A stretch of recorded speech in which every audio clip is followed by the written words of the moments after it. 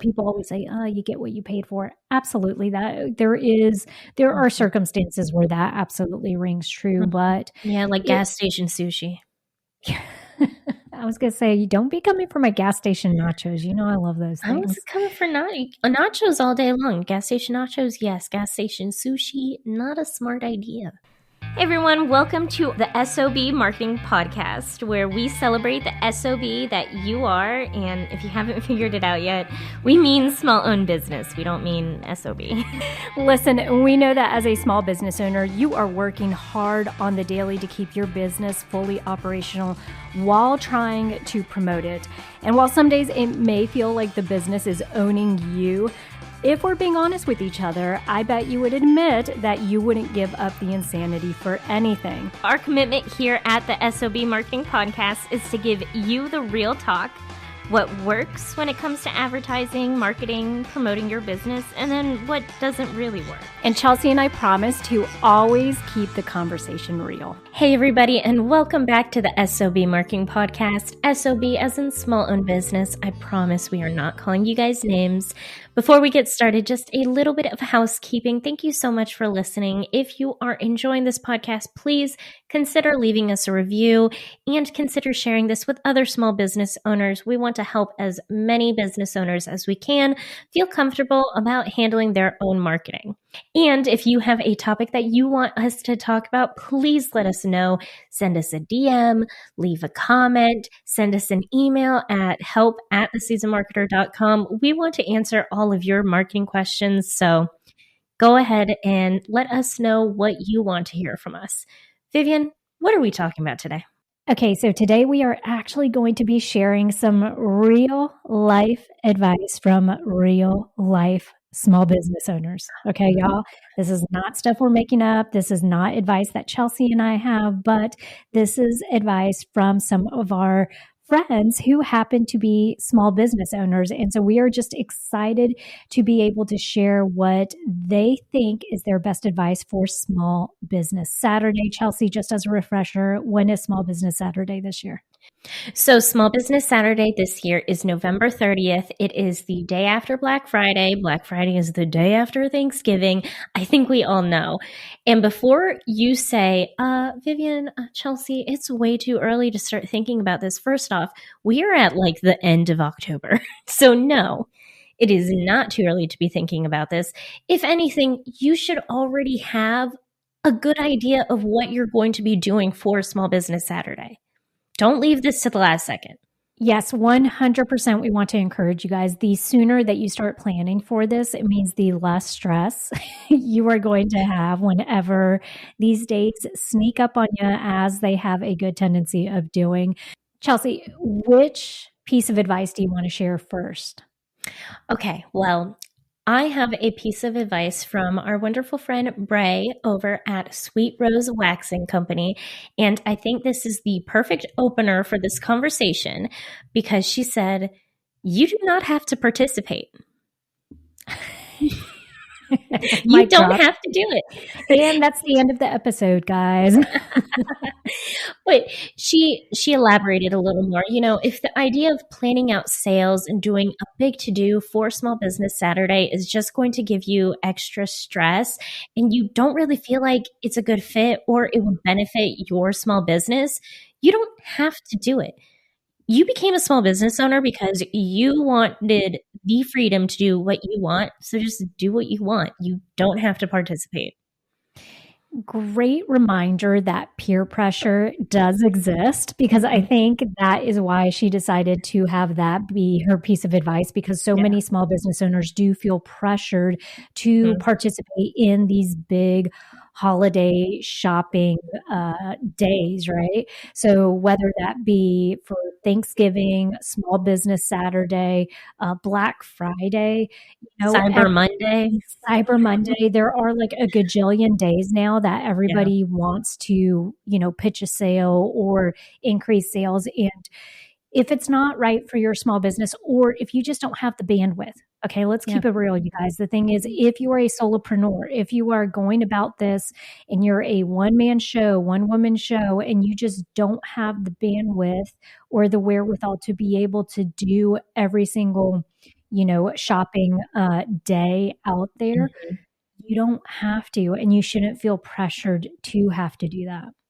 And if you hear me on social media saying, y'all, you need to figure out your small business Saturday, you need to figure out your holiday marketing plans, all of this right now, I'm trying to be helpful. I want to make sure that you guys don't feel stressed about leaving it to the last minute.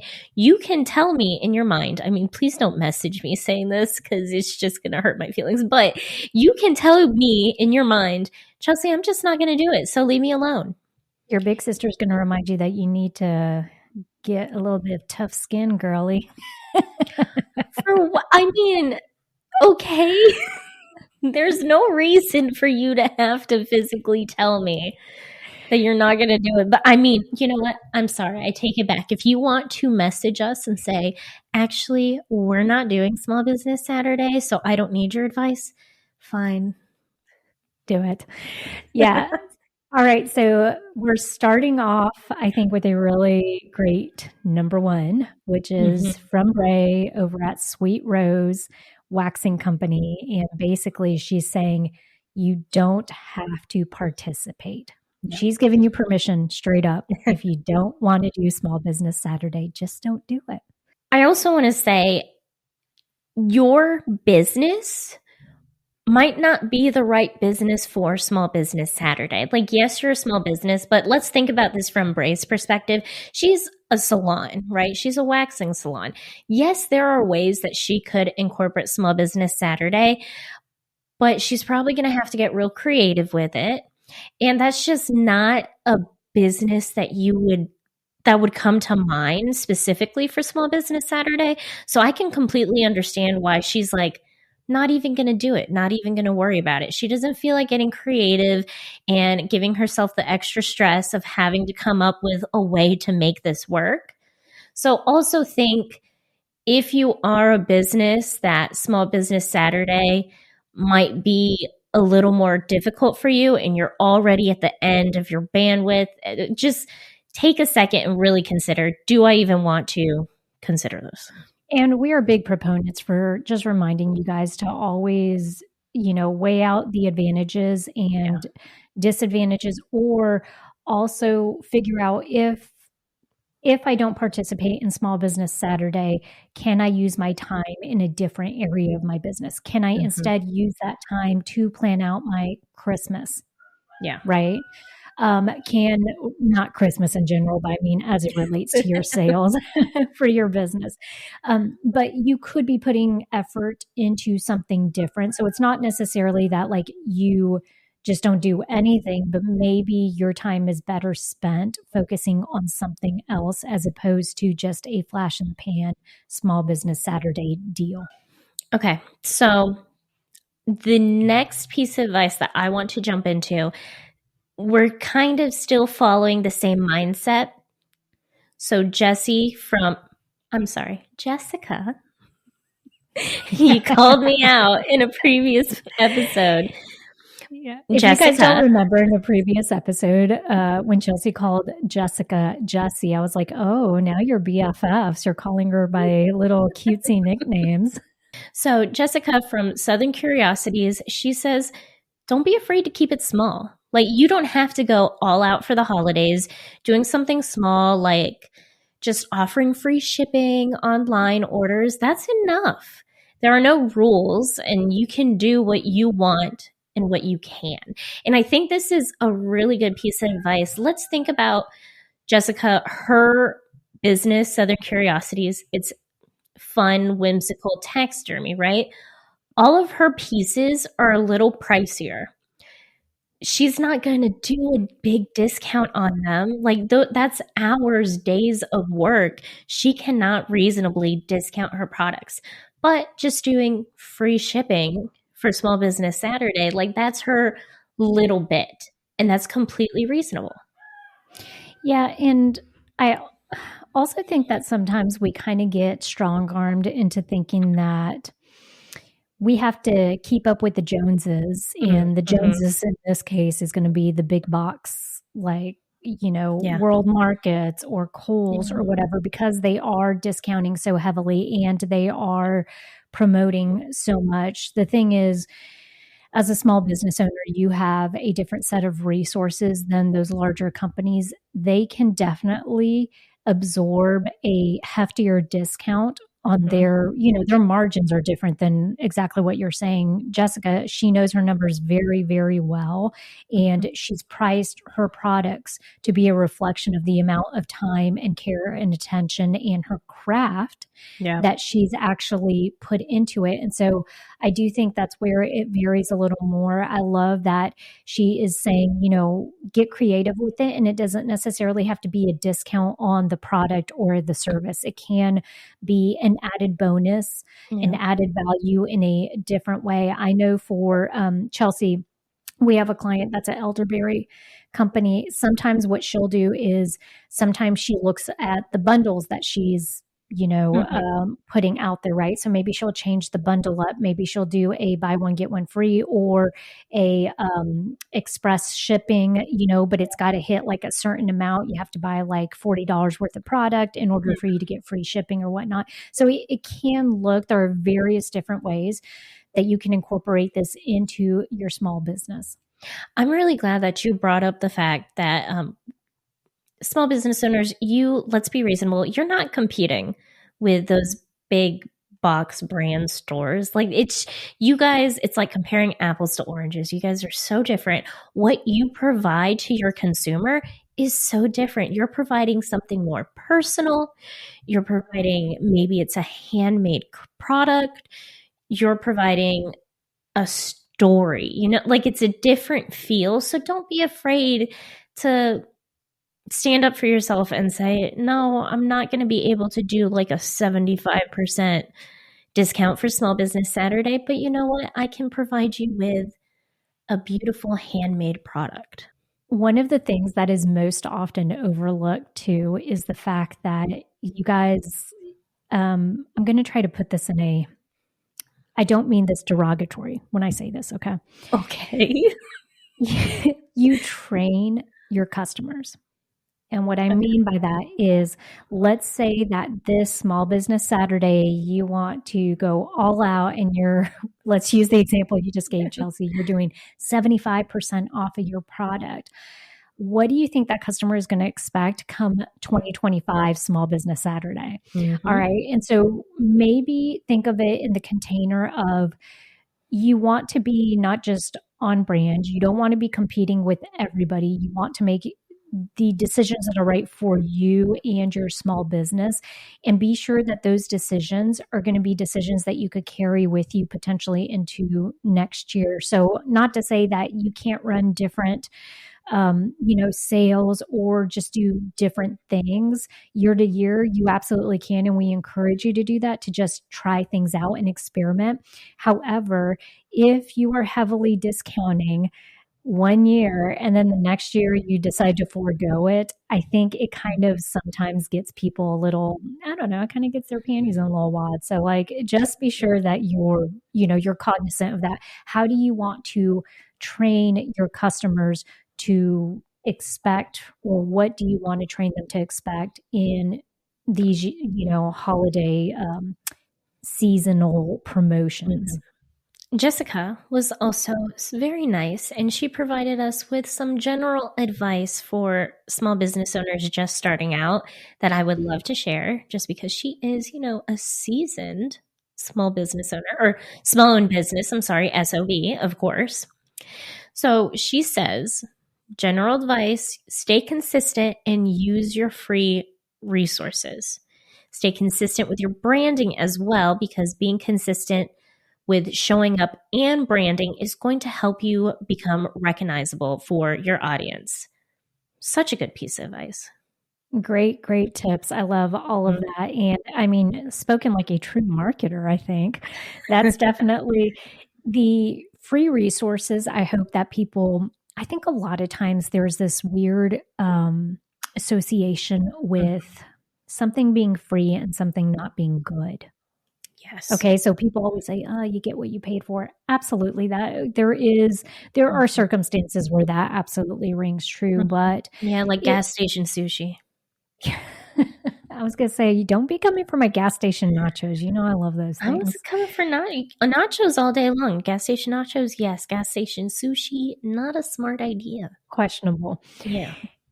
I do think that because of where we're at with social media and just the internet, interwebs in general in 2024, there are a lot of great free resources out there.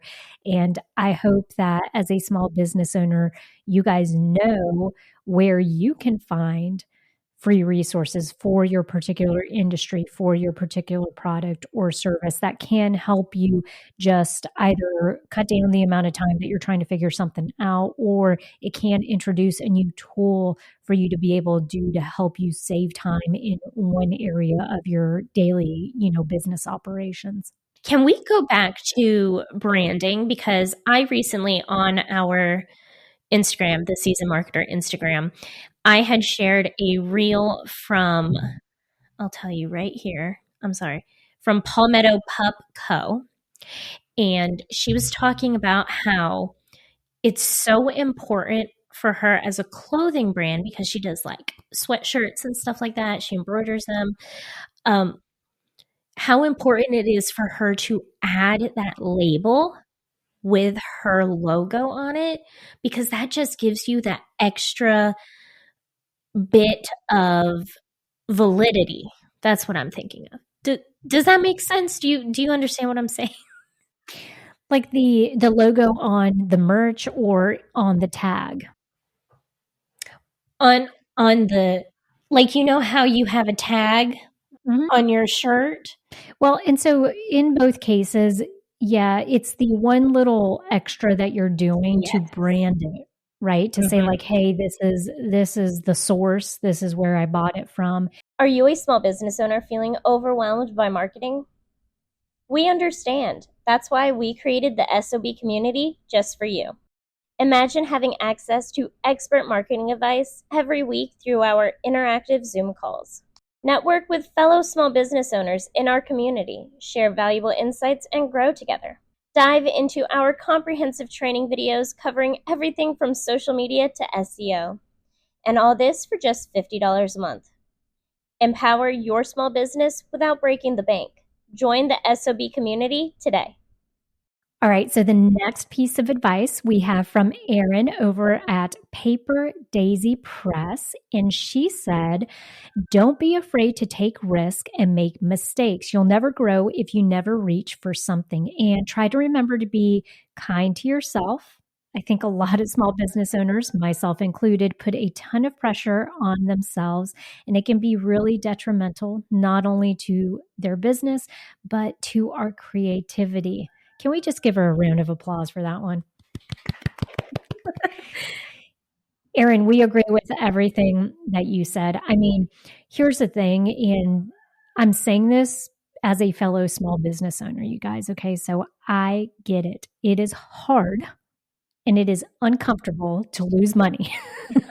Okay. And we all shield ourselves in some way. And that's what kind of keeps us stuck in this little rut, because we're not willing to try new things, because we don't want to make those mistakes, because those mistakes are often tied to some type of money, right? So, or it's tied to us spending a ton of time doing something that then doesn't benefit us and doesn't move the needle forward. And then we feel bad because we're like, man, I just spent a whole day doing something where I could have been doing something else, right?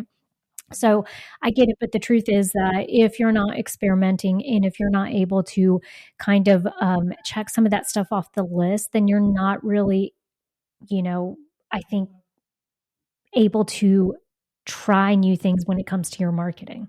Yeah, and we talked about this a little bit last week with analysis paralysis. And I distinctly remember saying, because I was like, wow, Chelsea, that's so smart. I had said, if you never take the risk and if you never try to do something, it'll never work because you've just never done anything. Yeah, that's true. I do think it helps to shift your mindset a little bit. If you struggle with this, if you just constantly beat yourself up, like Aaron said, the thing is, we do put a lot of pressure on ourselves. If you're one of those people that feels like when you make a mistake, you just mull on it quite a bit. I'm a little guilty of that, right? Like, I'm like, "Ugh, if I had just made a different decision, right? Or if I had just handled that a little differently, or if I had just pulled out sooner, I wouldn't have wasted as much resources." The thing is, if that's you, the best shift that you can make in your thinking is to just consider it all data. Success is data. Failure is data, right? At every point, anything that you are trying or that you are doing, you are getting some form of data back to you. And your responsibility as a small business owner is to look at it for what it is and then decide, moving forward, do I want to continue doing this? Sometimes the only blessing in making a big, big, big mistake is that you know for a fact you're not going to do it again, right? You're like, ooh, that's not ever happening to me again. I learned the hard way. I'm not going to do it.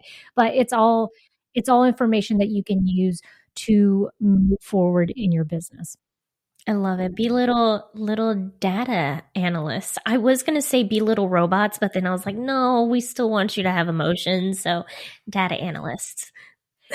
I mean, sometimes I do think maybe not having emotions would be a good thing, but Incorrect, but okay. Y'all, I'm going to be real honest with you guys. Before I came on with the season marketer, before Vivian was like, Chelsea, come work with me. It'll be fun. Don't worry. We're sisters. I'm like, oh, I trust you. Before all of that, I had a corporate marketing gig in healthcare and I was miserable. And I was also full of anxiety. I had undiagnosed anxiety at the time. And I would really, really kind of put too much pressure on myself, right? All of that pressure really impacted the type of content that I was creating. Now that I'm here at the Season Marketer, I am way more creative. Way more creative. I have creative freedom, for one, but two, I've given myself the opportunity to allow myself to grow, to allow myself to make mistakes. And because of that, I have noticed that I have come up with some really great ideas. you just crack me up the way that you say things. Like listen, all I'm going to say is this, y'all.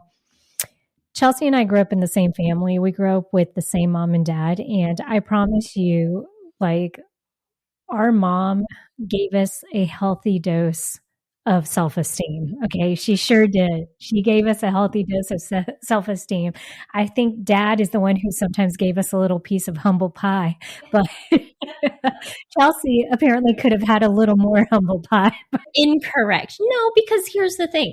Look, no one in my experience, in my life, and I don't know if this is true for everyone, but we tend to be our hardest critics. We do. And I think our age difference kind of shows differently. Okay. Because I think in your how old right now, Chelsea? 26? 6, yeah. Okay. When you're 26, that's exactly what it kind of feels like. When you're 40 something like I am, I think you start to realize you're like, oh, I probably should have been way more humble about things. Like life has a way of just like reminding you that, hey girl, hey, like you are just one of 20 gajillion people on this planet. And so therefore I agree with you. We are, and I think everything that Aaron said is absolutely true. We are our toughest critics. And like you just said, by sharing that story, it does, when you take that and you internalize it, it does show up in unexpected ways, like your creative form. If you maybe have been feeling lately like you are not inspired to show up, right? Or some of the things that used to really get you excited, right? Like, hey, typically I would love painting, and right now I'm just kind of hashtag over it, don't want anything to do with the paintbrush. Music, I typically love music if I really just don't feel like sitting down and writing anything or whatever. If you're finding that you're struggling with things that you do enjoy, then maybe that's a sign. Maybe it's a sign where, you need to take a better, closer look at what am I doing to beat myself up? Like where am I sitting there critiquing myself, and where am I not giving myself enough grace to just let go of maybe some of the business mistakes I made in 2024, or some of it, Chelsea. This is true for me. It's not so much that you make mistakes, it's maybe that you beat yourself up for not being further down the road. Okay. Okay, because I have a tendency to I over glamorize how quickly I can grow something or do something, and I'm sorry, y'all, but sometimes, Mom and I had this conversation the other day, and she was talking about how small businesses, they typically take anywhere from, like, 7 to 10 years to really, like, get in their zone of genius. Yeah. And so think about that. You could be working on a business for 10 years and feel like you are just in the growth stage of that business. So our wonderful friend, Miss Ray from the Design Demon, who we've had multiple times now on the podcast, and we'll bring her back again because she is so fun and she has so much knowledge to share with us. But she has 2 tips that she'd like to share for small business owners getting ready for Small Business Saturday. And the first one, I think, relates to the conversation we just had with Erin, with Erin's piece of advice, not with Erin. She's not here.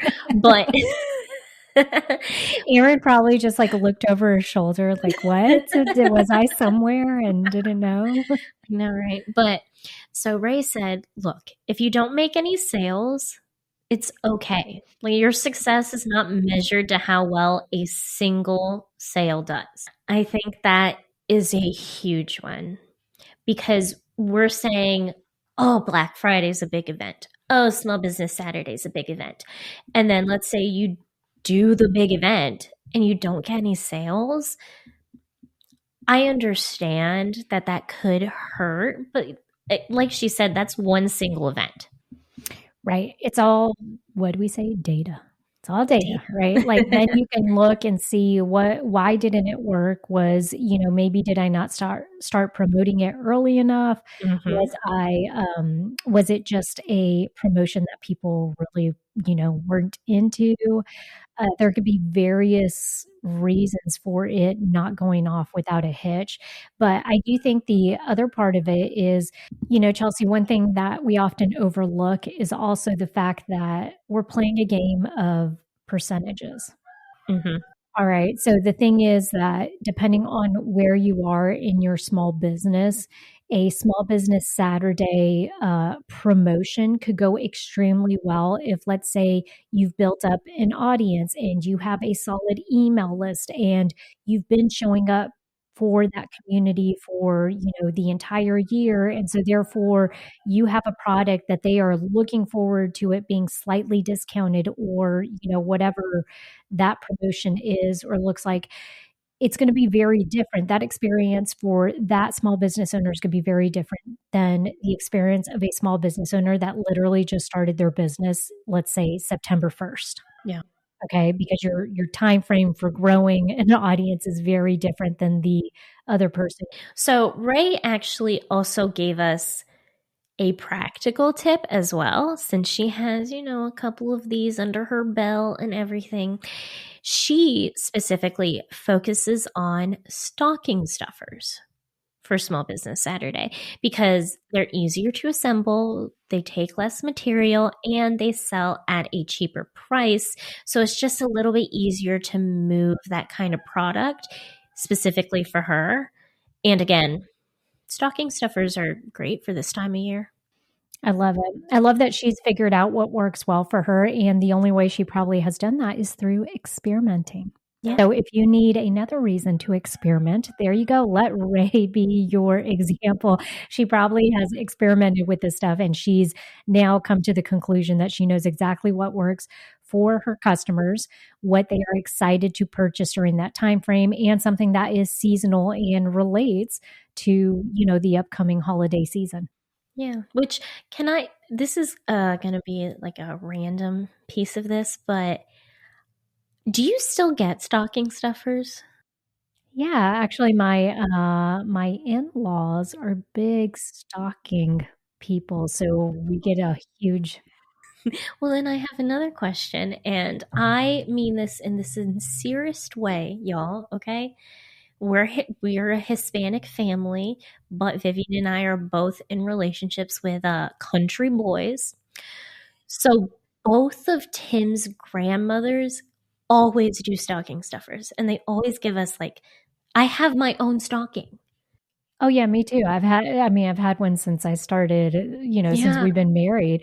But so I guess your question, your curiosity is stemming from, is it a cultural thing? Is it a cultural thing? Because I know we had stocking stuffers when we were children, but like that's not really a. But did we? Because I don't remember, like, I know we had stockings. I don't remember there ever being stuff in the stockings. Were there? I only remember a very specific a very specific instance because mom and dad had found bubble gum that looked like coal that was in a little like bag that was coal. So they put it in our stockings. So they gifted us coal for Christmas. That is the only one I remember. So maybe that was also the only year they did it. I don't know. I mean, tracks. But yeah, to your point, so y'all let us know. Is that a cultural thing? I mean, tell us first of all, I guess if you're open to sharing with us where Yes. your family's from, tell us, and then tell us if stockings were a big deal and if you actually got presents in Yeah. those stockings. Because I'll tell you, my in-laws are huge on that stuff. Like my mother-in-law will specifically she puts like cute little jewelry and like, fuzzy socks and all of that. Like, all right, Chelsea, what is the next piece of advice? So, our last piece of advice is going to be from the Quarry Shop. So, this doesn't necessarily focus on Small Business Saturday, but also, like, I'm not wearing all of my rings today, but like this red one, this is so hard to do. I'm always so bad at this, but this one's from the Quarry Shop. So, she does vintage rings and stuff like that. Love her. Amazing. This isn't specific to Small Business Saturday, but she said, your attitude has a huge impact on your business. Adopting a can do attitude, allowing yourself the grace to figure stuff out, and getting your feet wet in all aspects of your business. There's nothing wrong with asking for help and using your resources, but make sure that you can handle things on your own as well if need be. I love that little last bit because, yes, we want you guys to use your resources. We want you guys to ask for help when you need it. You also kind of need to be able to do it on your own. It's kind of like changing a tire. If I can have Tim change my tire, perfect, because I don't want to change my tire.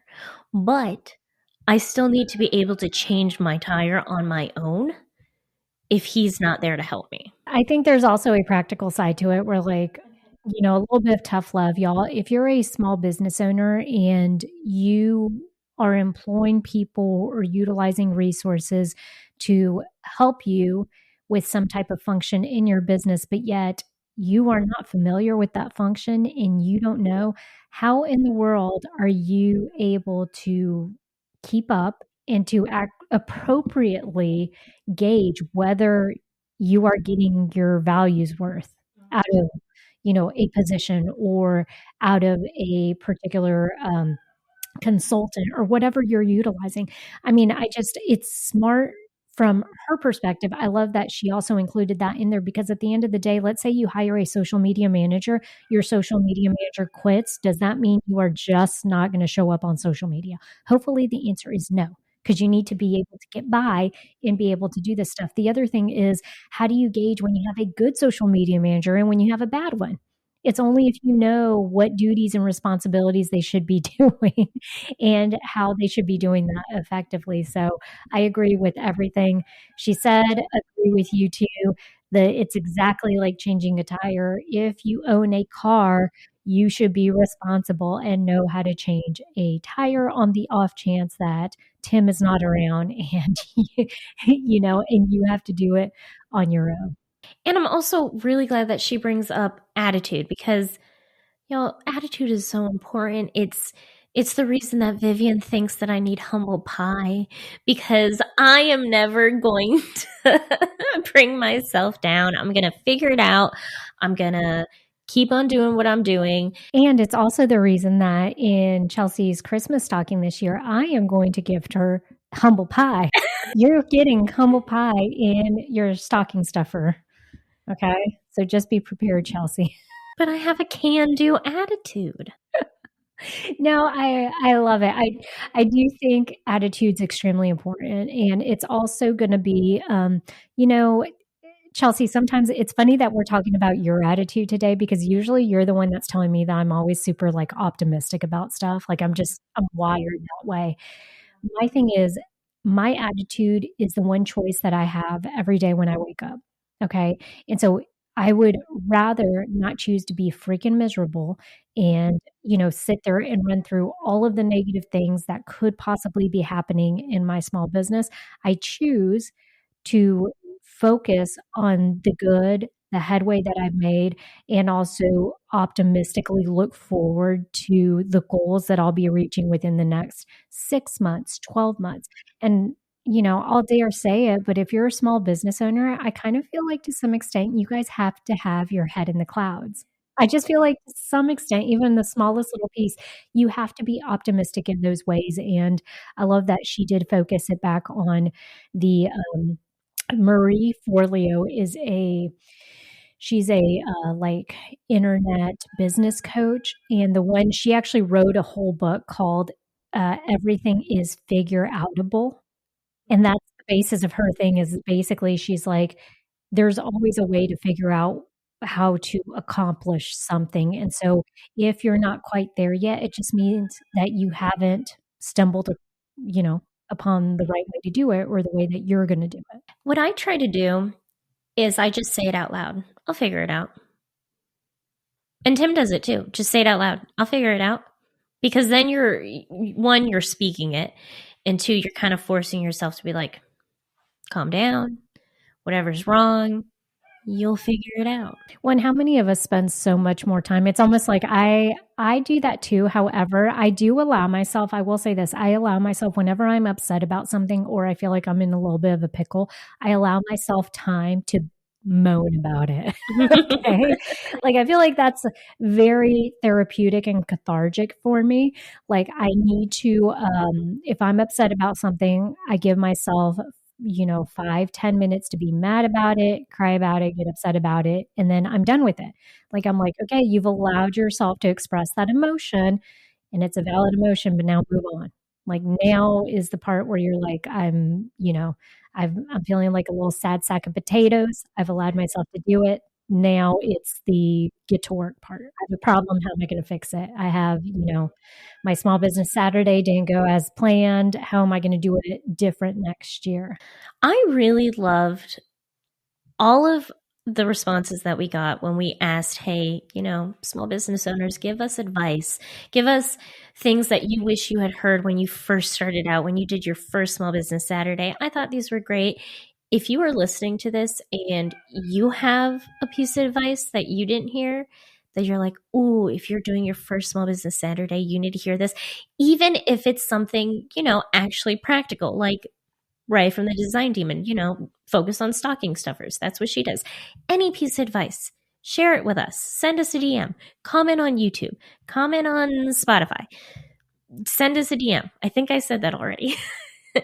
Share with us your piece of advice so that we can get it out there in front of all small business owners. We want to harbor a community of learning. Notice that all of the advice that we got none of it was like, get on Instagram 5 times a day and promote your small business Saturday, right? I think the thing that I most specifically loved about everything is the fact that a lot of it had to do with long term. It wasn't just Small Business Saturday, but it's advice that they've learned over the years, and they're telling you guys, like, "Hey, listen up. It's not as serious as you think," right? You don't make as many sales as you thought you were. That's fine. It's life goes on. Life as a small business owner moves on, okay? We hope that you really enjoyed today's episode. We loved being able to hear from fellow small business owners and share that with you. As always, you guys, please go ahead and subscribe to the podcast or share this episode with a small business owner that you love or one that you don't love. Either way, anybody can get good information from our podcast episodes. Also, please, please, please leave us a review because that does help to get this information in front of other people, other small business owners that are looking to grow their business. And as always, go be the best SOB you can be.